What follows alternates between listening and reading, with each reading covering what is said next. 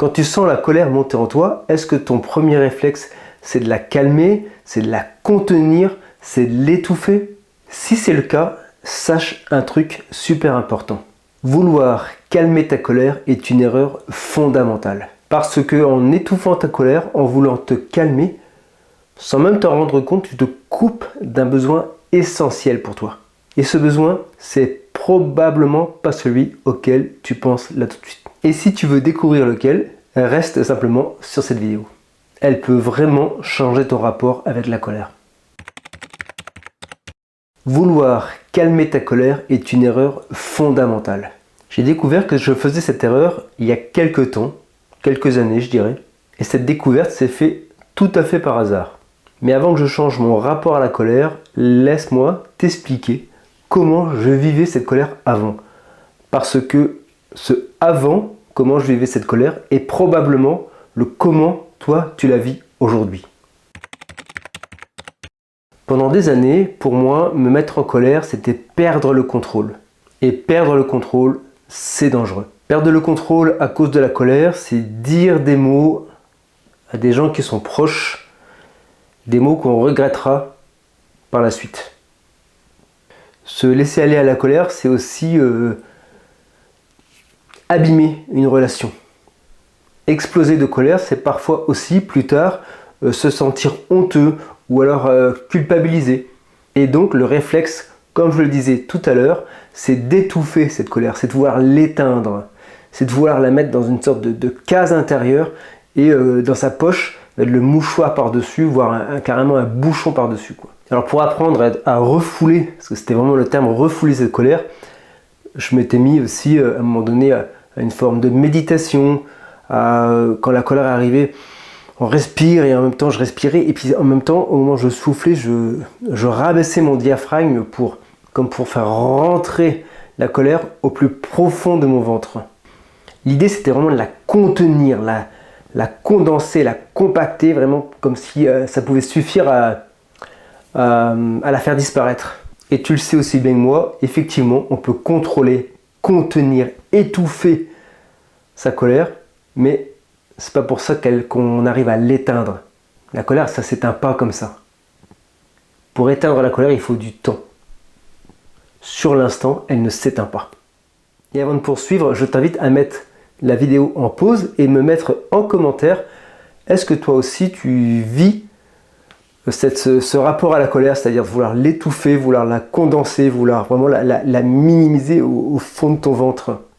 Petite parenthèse au passage, si jamais il y a des critiques qui t'irritent ou te mettent en colère, si tu cliques sur le premier lien en description sous cette vidéo, tu trouveras un e-book gratuit pour apprendre justement à gérer les critiques envers toi.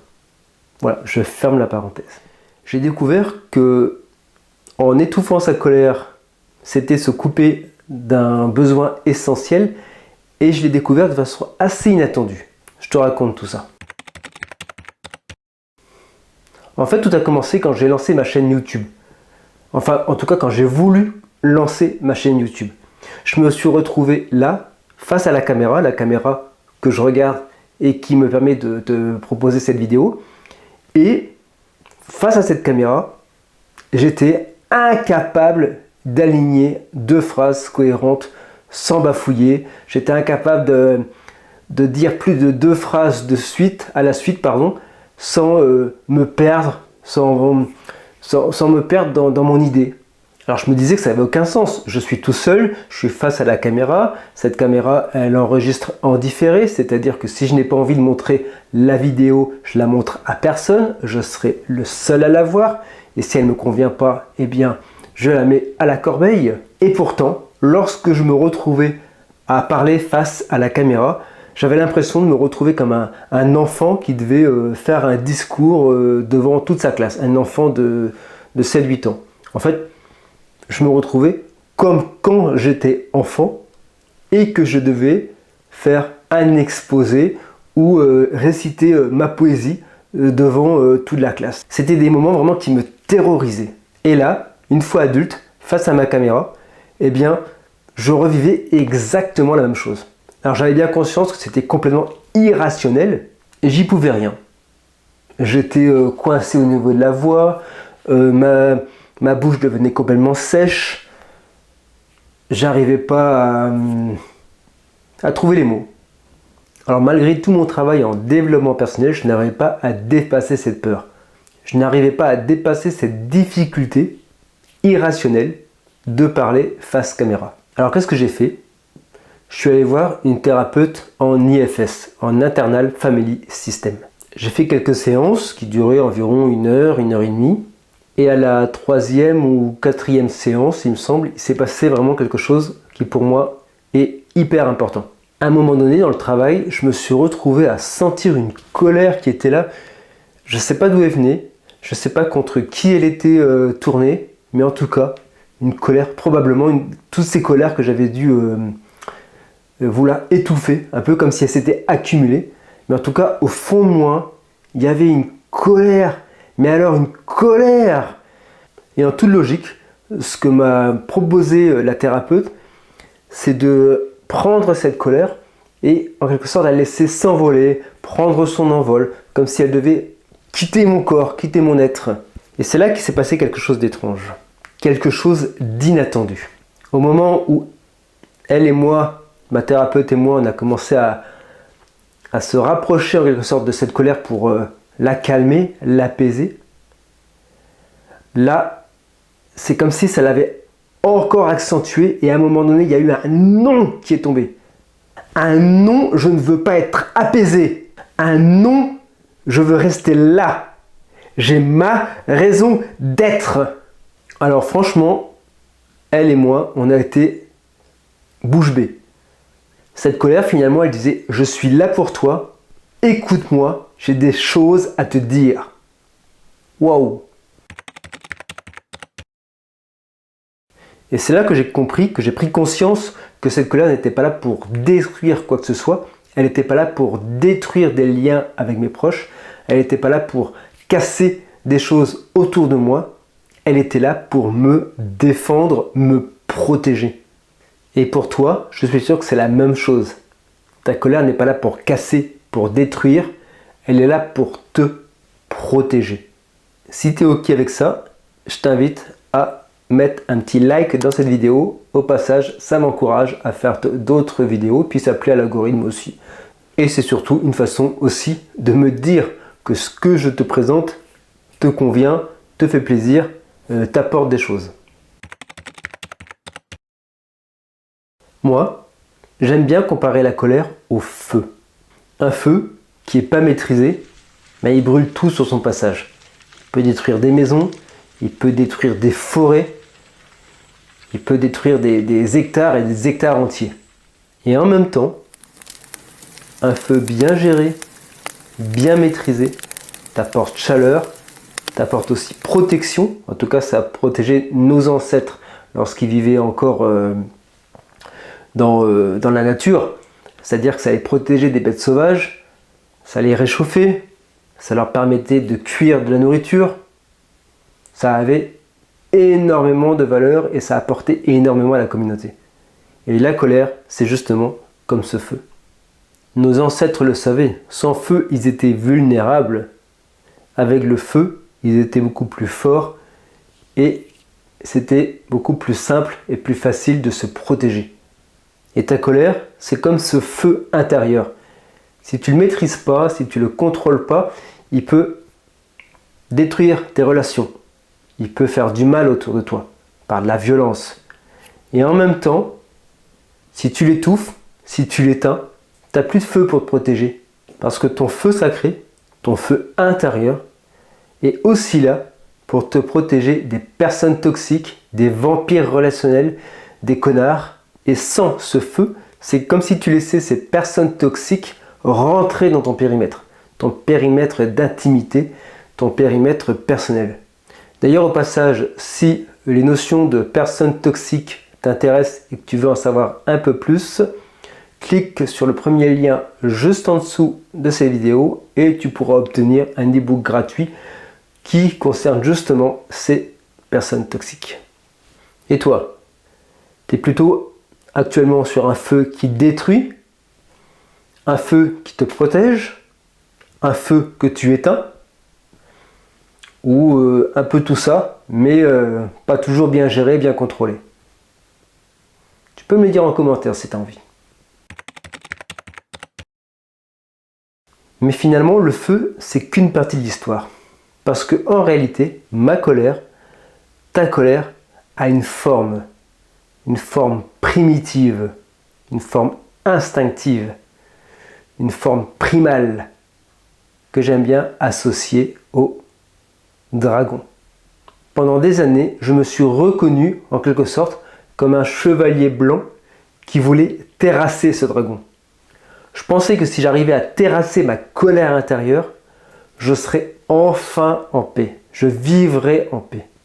Mais grâce à cette expérience thérapeutique en IFS, Internal Family System, j'ai pu découvrir que ce dragon, ce n'était pas mon ennemi intérieur. Je pouvais en faire un ami, je pouvais en faire un allié. Et c'est aussi ce que je te propose de faire. De domestiquer ce dragon que tu as en toi, ce dragon de la colère, le domestiquer pour apprendre à le chevaucher. Et en le chevauchant, tu verras, ça répond à un besoin essentiel. Ça répond à ce besoin essentiel dont je t'ai parlé en tout début de vidéo. Et tu vas voir, on va y venir. Si jusqu'à présent, tout ce que je te dis là t'intéresse, t'intrigue, te donne envie d'en savoir plus, je t'invite à t'abonner pour ne pas rater les autres vidéos qui vont venir. Et puis, quand tu auras l'occasion de revenir aussi à regarder mes anciennes vidéos. Alors, tu te poses certainement la question de comment apprivoiser et chevaucher ton dragon de la colère. Un peu de patience, on y arrive. Mais juste avant, j'ai envie de te parler de ce besoin essentiel, te le dévoiler même. Ce besoin, c'est le respect. Le respect de toi, c'est te faire respecter. Respecter ton espace physique, mais aussi respecter ton temps, respecter ta personne. Par exemple, quelqu'un te demande quelque chose et tu as envie de dire non, et en même temps tu sens que tu es sur le point de dire oui, et en même temps c'est cette colère. Cette colère permet de dépasser la peur. Cette colère canalisée te permet de dire non, non à l'autre, même avec des personnes qui sont très proches de toi ou qui sont vraiment importantes pour toi. C'est la colère, c'est ton dragon intérieur qui te donne l'énergie, qui te donne la puissance de dire non. C'est aussi cette colère lorsque par exemple tu te promènes tu fais tes courses tout simplement, et là il y a un vendeur de, je sais pas moi, de cacahuètes qui vient t'invectiver pour te faire son discours, que tu peux dire stop, mais pas avec méchanceté, mais avec fermeté. Et c'est aussi parce que la personne, elle envahit ton espace. Elle vient chercher de ton temps. Elle vient chercher de ton attention. Et toi, tu n'as pas envie de donner de ton temps. Tu n'as pas envie de donner de ton attention. Tu es pressé. Tu as envie de faire tes courses rapidement. Et là, stop. Non, ça ne m'intéresse pas. C'est aussi quand quelqu'un rentre dans ta bulle, cette colère, cette énergie, ce dragon qui peut en quelque sorte te protéger. Sans agressivité. Juste stop. Un peu comme si tu es dans une maison, quelqu'un rentre, si la personne elle voit un Doberman qui la regarde de façon un petit peu torve, eh bien la personne elle va hésiter avant de continuer. Mais il n'y a pas eu d'agressivité. Il y a juste eu un message pour dire attention. Stop. Un dernier exemple, c'est aussi cette colère, ce dragon intérieur qui va te permettre de t'exprimer si quelqu'un te fait une remarque désobligeante, une remarque qui veut te rabaisser. Plutôt que de ne rien dire et d'encaisser et d'étouffer ta colère, tu laisses jaillir ta colère, mais juste ce qu'il faut pour se dire que là, ce qui se passe là, ça ne te plaît pas. Et je vais t'expliquer justement comment faire et tu vas voir que c'est relativement simple. Ça demande de l'entraînement, ça ne se fait pas en claquant des doigts. Bon, je sais, je ne sais pas claquer des doigts. Donc ça ne se fait pas en claquant des doigts, mais ça se travaille. Ça se travaille sur le long terme. Et c'est une technique, tu verras, qui est très très simple à mettre en place. Avant de la découvrir, n'oublie pas le petit like sous la vidéo. Alors comment faire pour chevaucher ton dragon, pour canaliser ton énergie de colère?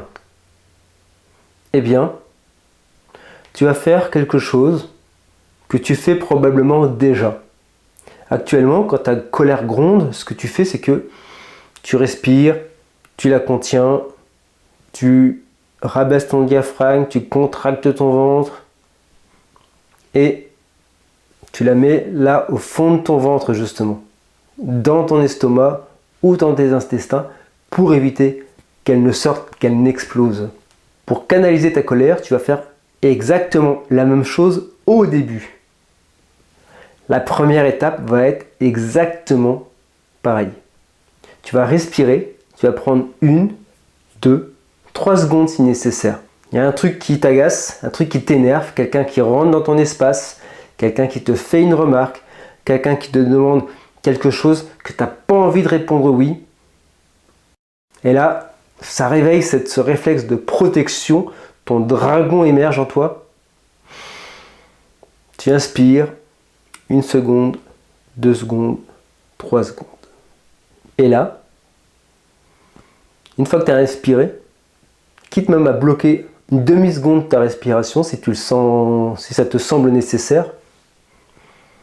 Une fois que tu as inspiré, ta colère est là, tu l'inspires, elle est là. Attends, j'ai juste un truc à faire, je vais faire une micro-coupure parce que je pense à quelque chose d'un coup là.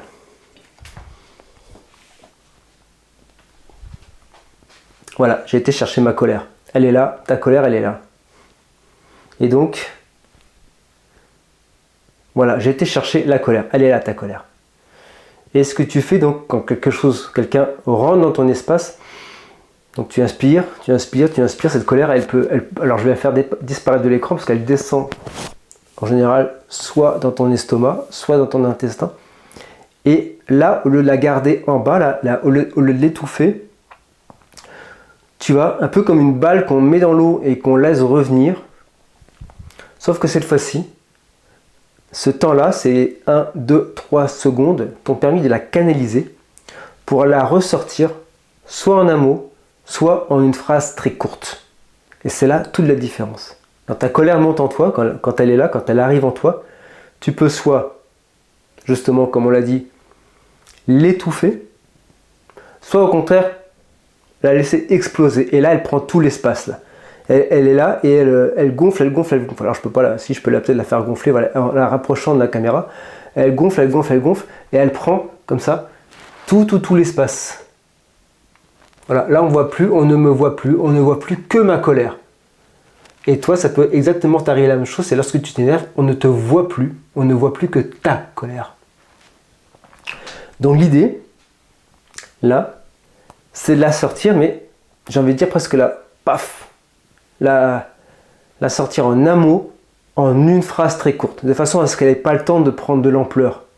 Et ce mot, c'est un non, c'est un stop, c'est un je suis pas d'accord. Ça peut être aussi un ça me met mal à l'aise, ça me gêne. Soit un mot, soit juste une phrase, sujet, verbe, complément. Et une fois que tu as dit ça, tu dis plus rien. L'autre en face va comprendre que c'est non, que tu n'es pas d'accord, que ça ne te convient pas. Pas besoin d'en faire des tonnes. Tu vas voir que ça peut réellement changer et tes relations et ton rapport à ta colère. Alors la prochaine fois que la colère monte en toi, rappelle-toi, ta colère n'est pas ton ennemi. Ta colère est ton allié, est ton ami, est ton dragon intérieur. Et tu chevauches ce dragon intérieur. Cette colère est ta plus grande alliée pour te faire respecter. Alors si tu as aimé cette vidéo, n'oublie pas un like, tu t'abonnes et tu cliques sur le premier lien juste en dessous de cette vidéo pour aller encore plus loin. Je te dis à très bientôt ou à tout de suite si tu choisis de visionner l'une ou l'autre des vidéos qui apparaît à l'écran. Et que la force tranquille relationnelle soit avec toi.